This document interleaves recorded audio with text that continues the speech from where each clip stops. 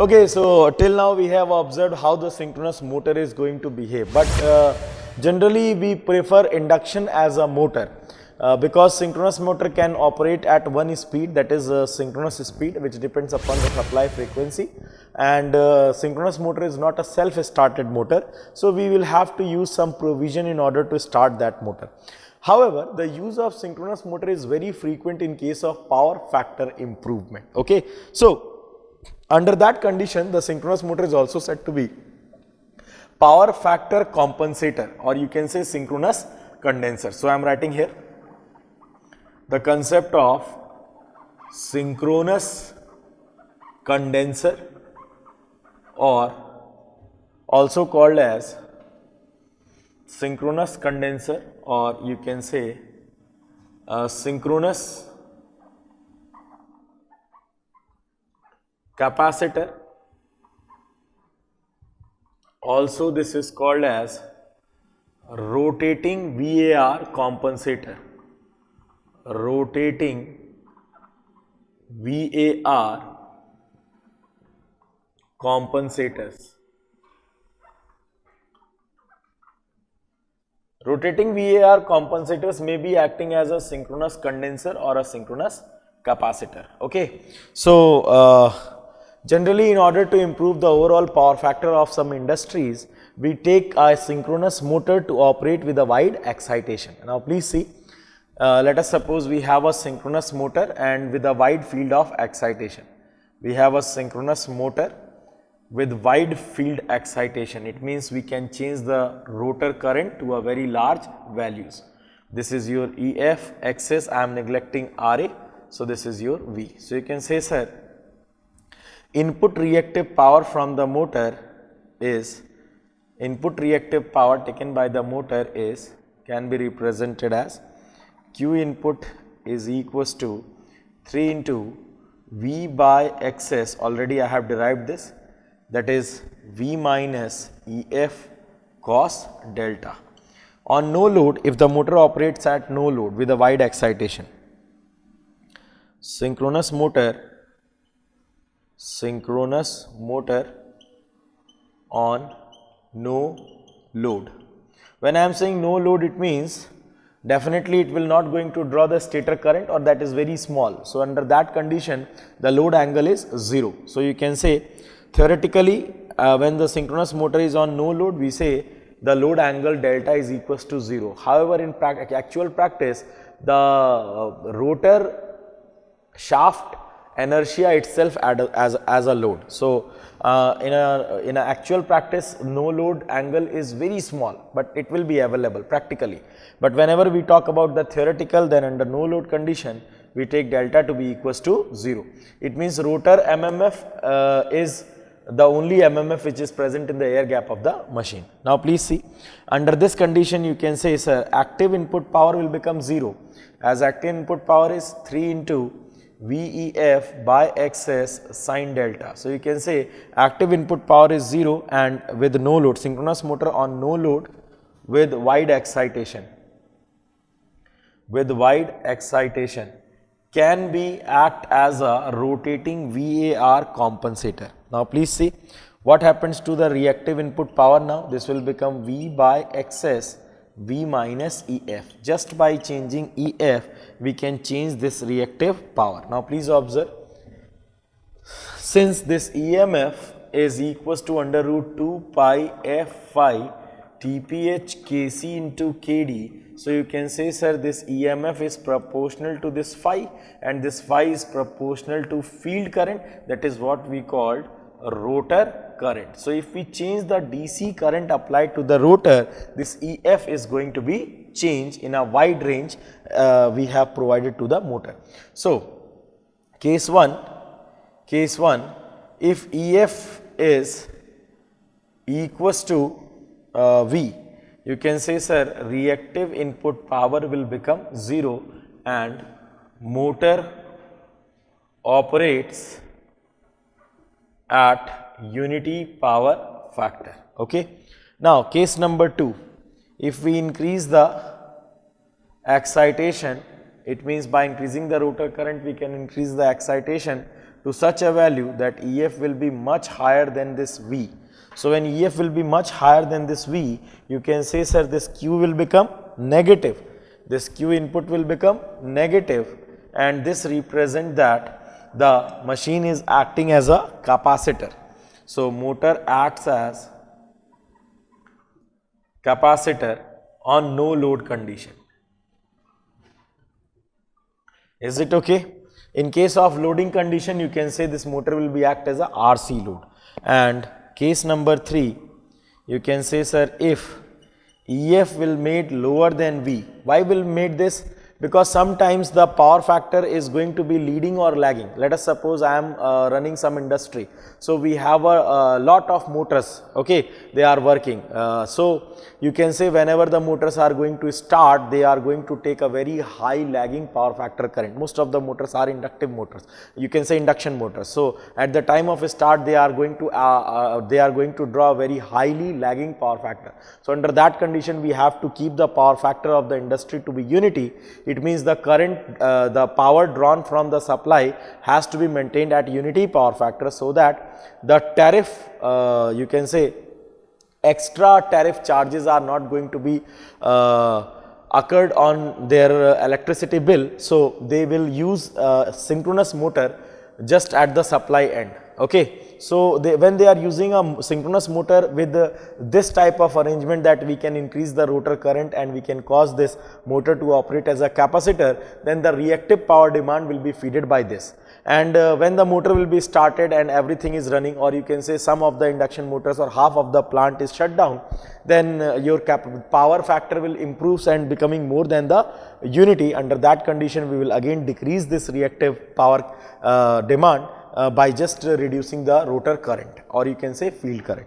So if EF is less than V, you can say Q input will become, during light loading condition, we do this. So during light loading condition, we make the synchronous motor to be work as an inductor, and during heavy lagging power factor operations, we try to operate the motor at a leading power factor, that is over excited. Okay. So under this condition, the motor is over excited, and if you observe, when we are making this EF to be lower than V just by reducing the field current, Q input will become negative and motor acts as a inductor on no load. Okay. On load, it will act as a RL. So this will be your under excited. So just by changing the excitation, you can cause this motor to act as a capacitor or act as a inductor under no load condition. Okay. The benefit with this type of power factor improvement is that you can take active power as well as reactive power. For a moment, let us suppose we have some industry. Okay. And this industry is fed by some transmission line. Transmission line is represented by its resistance and reactance. Okay, this is the resistance and reactance of the transmission line. I am representing one line, one phase out of 3 phase. Okay, so this is going to supply some motor, say some industry, and this industry demands both active as well as reactive power. So this industry demands active power as well as reactive power. Because of this reactive power, you can say, sir, the voltage profile will be poorer, because we know that the voltage regulation is R per unit cos phi plus X per unit sin phi, and also it depends upon the current. So you can say even if the current is same and if the reactive power demand by this load is very high, then you can say, sir, power drop, the voltage drop occurs here and lower voltage will be appeared across the sending end. Other users which are connected with this supply line are also going to be suffered by the low voltage. So the industrial loads are not allowed to operate at very highly lagging power factor. If they operate at very high lagging power factor, then extra tariff will be charged by them. Okay, that is what we call penalty charges. In order to save that penalty charges, the industrial users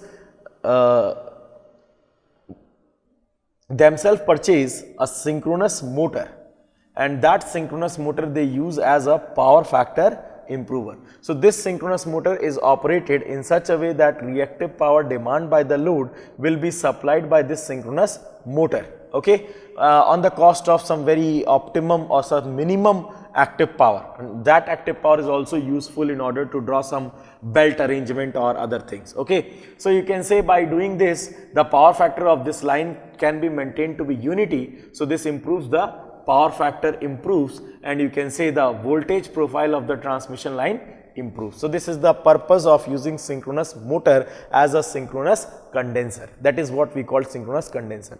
During the light loading condition, if the load is itself in the nature of leading, then under that condition, or you can say most of the loads are, if the most of the loads are you can say stop, then under that condition the reactive power demand may decreases very highly. We have to decrease this also.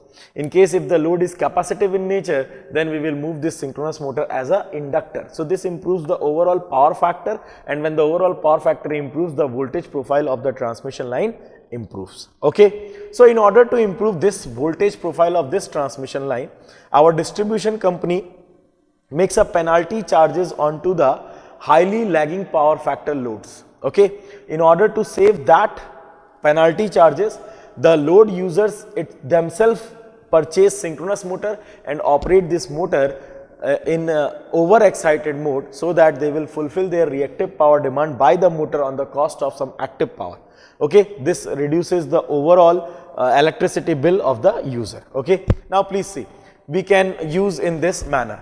I have one numerical based on this concept that has been asked in GATE 2014 in set 2, okay. So we will discuss that numerical. Now see one numerical. The power consumption of an industry is 500 kVA at 0.8 power factor lagging, at 0.8 power factor lagging, okay. A synchronous motor is added, a synchronous motor is added to raise the power factor, to raise the power factor of industry to unity, of industry to unity.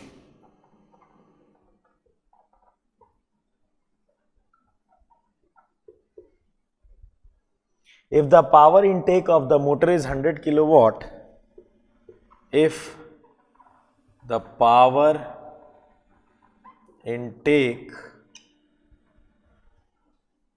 of the motor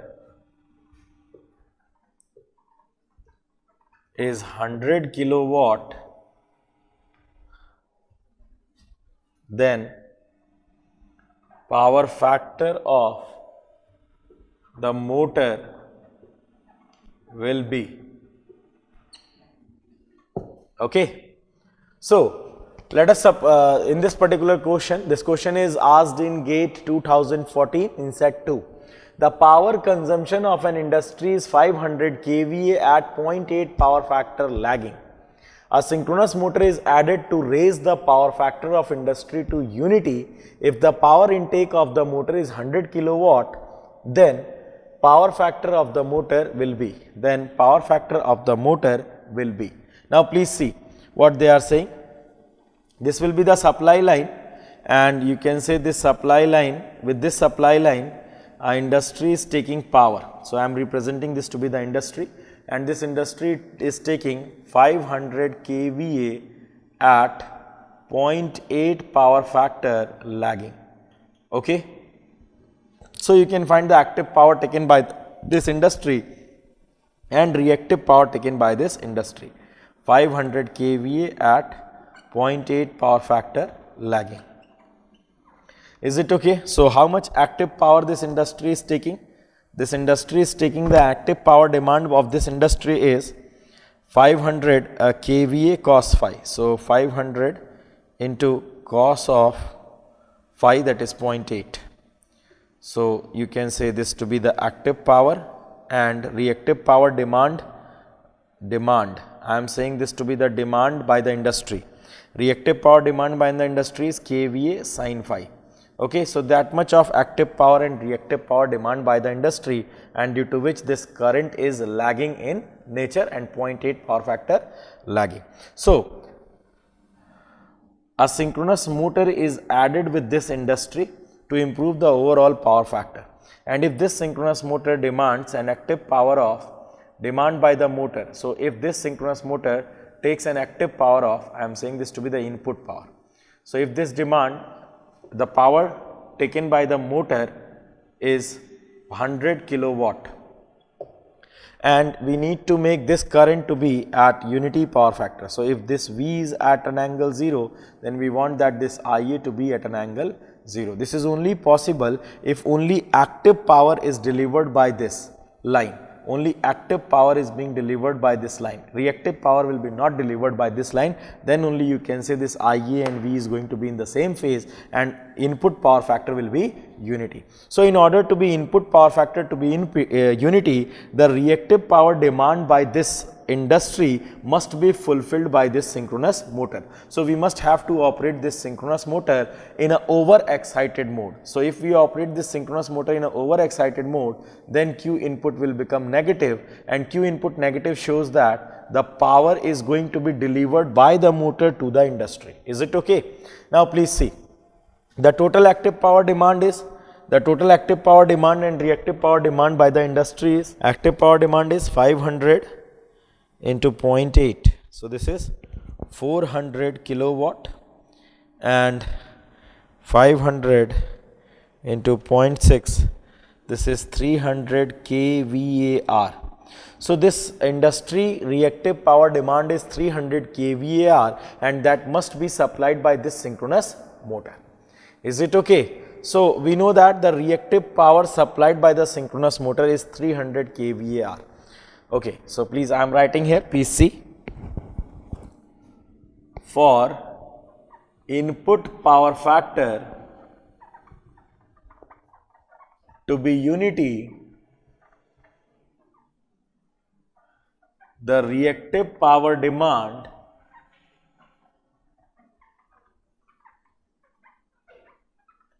of industry must be provided by synchronous motor. Only possible when motor is over-excited and operating at leading power factor. Okay. So, you can say, sir, the synchronous motor total kVA input to the motor, total kVA input to motor, total kVA input to motor is, you can say, sir, P input minus JQ input. Why I am writing minus JQ input? Because reactive power is negative, and we know about the reactive power. This active power is 100 kilowatt and reactive power is 300 kVAR. So, this will be the input kVA. So, you can find the angle of this kVA, and that will represent the operating power factor.